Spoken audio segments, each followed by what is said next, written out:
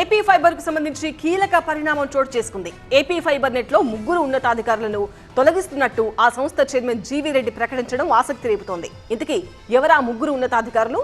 వారిని తొలగిస్తున్నట్టు AP fibre net chairman GV Reddy ఎందుకు ప్రకటించారు?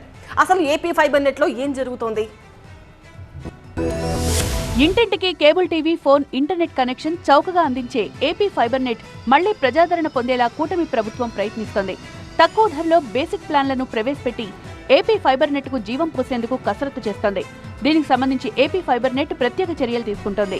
అయితే ఏపీ ఫైబర్ నెట్ విస్తరణ విషయంలో కొందరు అధికారులు నిర్లక్ష్యం వహిస్తున్నారనే కారణంతో కీలక నిర్ణయం తీసుకున్నారు AP fibre net chairman GV Reddy.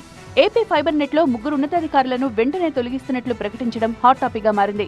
AP fibre net chief technology officer Pappu Bharadwaja, business and operations head Gandhamsetty Suresh, procurement assistant manager Shashank Haider Khan తొలగిస్తున్నట్లు తెలిపారు.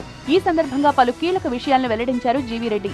ఏపీ ఫైబర్ నెట్ లో 410 మందిని తొలగించాలని ఆదేశాలిచ్చిన అధికారులు పట్టించుకోలేదు అన్నారు. ఫైబర్ నెట్ కు జీఎస్టీ అధికారులు 377 కోట్లు జరిమానా విధించినా అధికారులు మాత్రం తమ దృష్టికి తీసుకురాలేదని చెప్పారు. కూటమి ప్రభుత్వం వచ్చి 8 నెలలైనా ఫైబర్ నెట్ లో పురోగతి లేదని, సంస్కరణలు తేవాలని చూస్తున్న అధికారులు సహకరించడం లేదని జీవీ రెడ్డి ఆరోపించారు.